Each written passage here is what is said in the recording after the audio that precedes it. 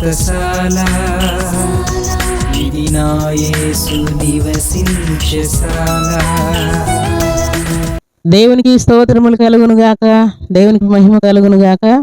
సర్వశక్తిమంతుడు అయినటువంటి దేవాతి దేవుడు మనలందరినీ ప్రేమించి ఆయన ఇచ్చినటువంటి శుభదినాన్ని బట్టి దేవదేవుని స్తుతిస్తూ ఉన్నాను. మీ అందరికీ శుభములు వందనములు తెలియజేస్తున్నాను. ప్రియులారా, ఈ శుభదినాన ప్రతి ఉదయమున బెతెస్దా ఉదయకాల ప్రార్థన ఊటలు అనే కార్యక్రమం ద్వారా దేవుడు మనలందరినీ దర్శిస్తూ ఉన్నాడు. శ్రేష్టమైనటువంటి వాగ్దానములు అనుగ్రహిస్తూ ఉన్నాడు. మనందరి ప్రాణాత్మ దేహములను తెప్పరిల్లు చేస్తూ ఉన్నాడు. ఈ శుభదినాన్ని కూడా దేవుడు మనకి ఇచ్చినటువంటి లేఖన భాగం చదువుకుందాం. మత్తయి సువార్త 25వ అధ్యాయం 20వ వచనాన్ని చదువుకుందాం. అప్పుడు 5 తలాంతులు తీసుకున్న వాడు మరి 5 తలాంతులు తెచ్చి, అయ్యా నీవు నాకు 5 తలాంతులు అప్పగించితివే, అవియు కాక మరి 5 తలాంతులు సంపాదించితనని చెప్పాను.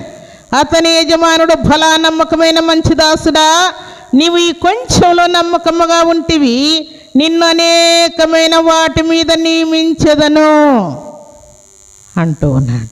దేవునికి స్తోత్రములు కలుగునుగాక, దేవునికి మహిమ కలుగునుగాక. దేవుడు మనకు ఒక పని అప్పగించినప్పుడు దాని విషయంలో మనం బాధ్యతగా లేమనుకోండి, నమ్మకముగా లేమనుకోండి, దేవుడు ఏం చేస్తాడు? పెరికేస్తాడు. ఆ పనిని పెరికి పడేస్తాడు. ఈ పనివానిని 5 తలాంతులు ఇస్తే, లేక 500 ఇస్తే, లేక 5,000 ఇస్తే మరీ 5 సంపాదించాడంట ఈయన.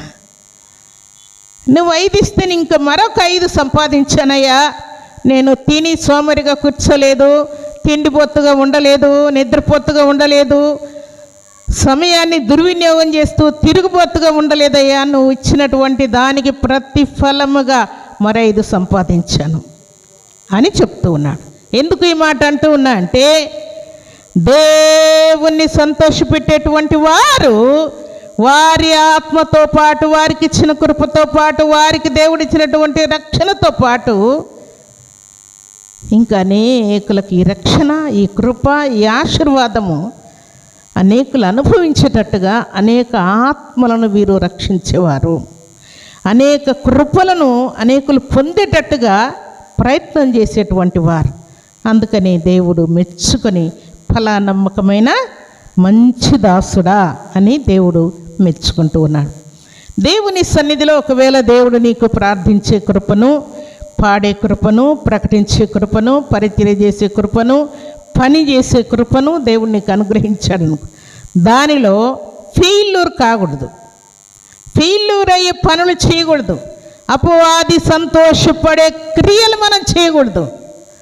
దేవుడు ఫలా నమ్మకమైన మంచి దాసురాలా, ఫలా నమ్మకమైన మంచి దాసుడా అని మెచ్చుకునే పనులు మనం చేసే వారంగా ఉండాలని దేవుడు కోరుకుంటూ ఉన్నాడు.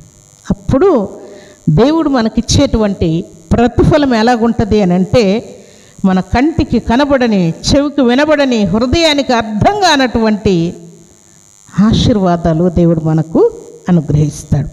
దేవుని బిడ్డలమైన మనకేదైనా బాధ వస్తే అది ఇంకా కొండ కంటే ఎక్కువైనట్టుగా, లోయ కంటే ఎక్కువైనట్టుగా, మరణము కంటే ఎక్కువైనట్టుగా, భూమి మీద ఇలాంటి బాధలు ఎవ్వరికి ఉండవు నాకు తప్ప అన్నట్టుగా మనం ఫీల్ కాకూడదు ప్రియులారా. ఎందుకు చెప్పండి? భరించే వాళ్ళు ఉంటారా, ఉండరా? ఎన్నో బాధలు ఉంటాయి కదా. నిద్రపోని వాళ్ళు ఉంటారు, తిండి లేని వాళ్ళు ఉంటారు, మనశ్శాంతి లేని వారు ఉంటారు, ఎన్నో చెప్పరా అని సమస్యలు అనుభవించేటువంటి వారు అందరూ ఉంటారు. అందుకని మనకు బాధ కలిగినప్పుడు మనం ఎవరిని జ్ఞాపకం చేసుకోవాలంటే, మనకంటే విపరీతమైనటువంటి బాధలు అనుభవిస్తున్నటువంటి వారిని జ్ఞాపకం తెచ్చుకొని దేవుణ్ణి బట్టి ధైర్యం తెచ్చుకోవాలని దేవుడు ఆశపడుతున్నాడు.